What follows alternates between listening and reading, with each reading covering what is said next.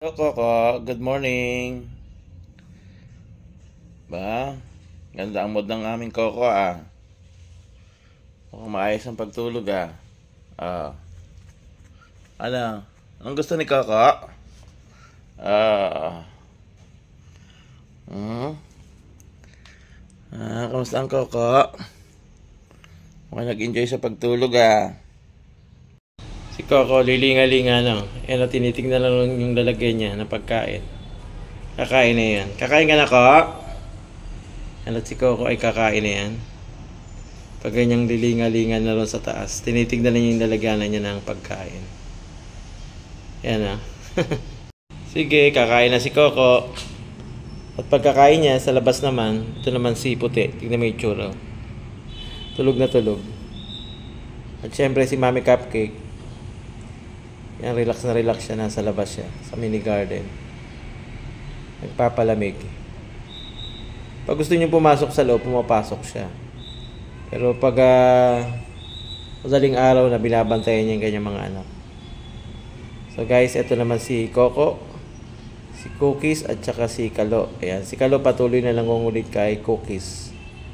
At si Coco naman, ayan, nanonood lang sa kanila.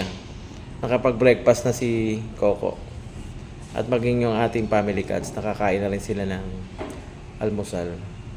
Yan yung kanilang mga activities na ginagawa pag umaga. Actually, mas productive sila pag umaga eh.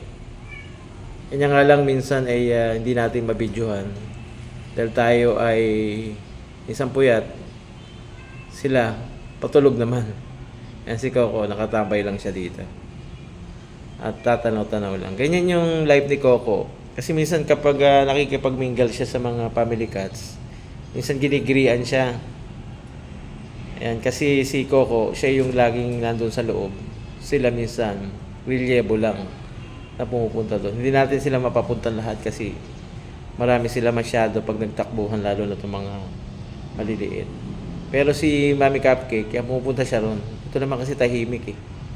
Gusto niya ito pag tahimik. Pero nung siya lang mag-isa, sanay ito sa ingay namin. At natutulog naman siya pag gusto niya lang matulog. Siyempre, iba natin mga family cats, si Cup Cup. Ayan, minsan naman nandun yan. Talaga naman tatabihan ako niyan. Kasama ni Cookies. Ngayon nandito sila sa mini garden. Kasama ni Kalo. Si Kalo na laging iyak ng iyak. Kasi si Cookies lagi niyang hinahabol. Ayan, alam naman natin pag in-hit ang pusa. Talagang gagawin nilang lahat. Pero yun nga, si Cookies siyempre bata pa yun. Kaya hindi niya magalaw. Ayan. Si Coco naman, ayan tinatanaw lang sila doon mula sa mini garden. At si Coco, sa kabilang banda naman, tumatanaw naman doon sa may pintuan. Ayan guys. Dito lang muna si Coco. Salamat sa patuloy niyong pagsubaybay sa video ni Coco. Siyempre, si Batik, ayan ang hitsura. Nag-aabang na nakakain kami kasi gusto niya kakain din siya. Ayan, at saka si Mami Cupcake. Hello, Batik! Ayan, at si Kitkit naman. Medyo malamya pa yung mata niya, oh. May nararamdaman pa to sa katawan. Kitkit, pagaling ka ha.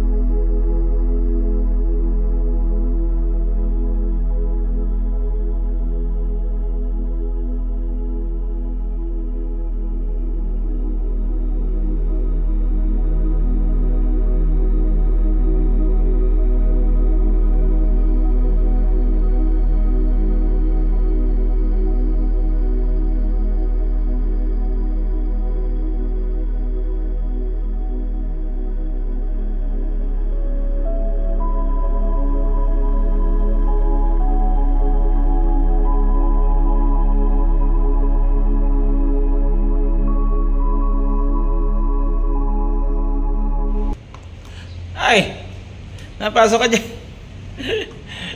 Huwag ka dyan labahin niya, lalagay ka sa washing machine. May mga little kitten.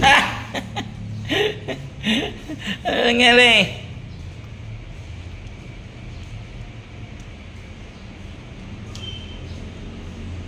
Puti, huwag ka dyan. Sasama ka sa washing machine.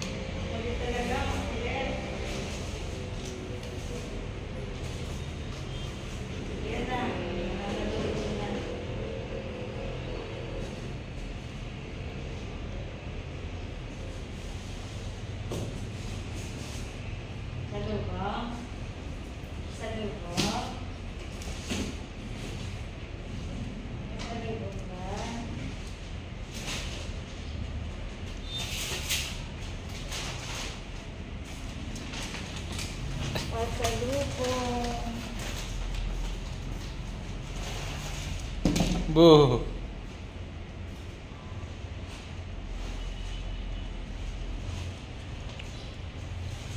Kaya talaga puti eh.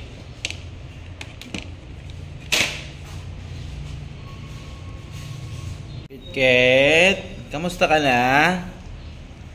Kamusta na ang aming sweet na pusa? Kamusta na? Kamusta na ang Kitket? Oh.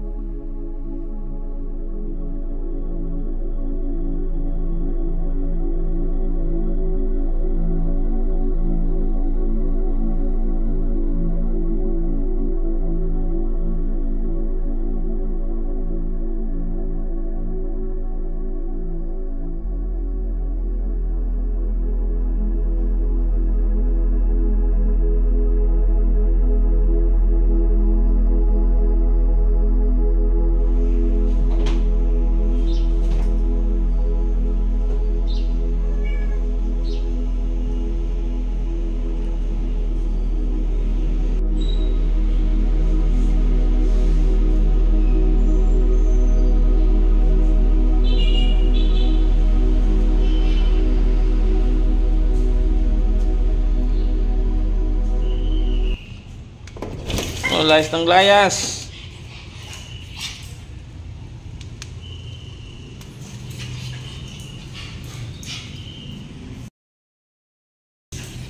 Yan.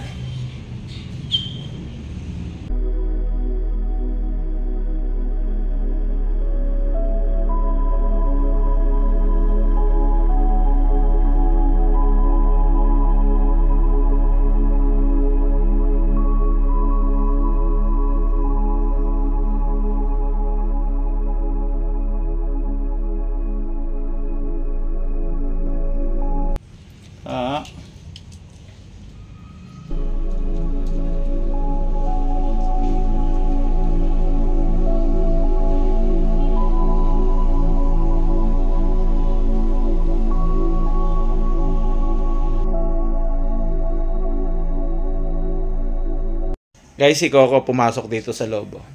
Hello, Coco! Ayan si Coco. Dahil hindi nga siya makalabas, ang ginawa niya na lang, pumasok na siya rito sa loob. Yan guys, ang buhay ni Coco. At tatanaw-tanaw habang nandito.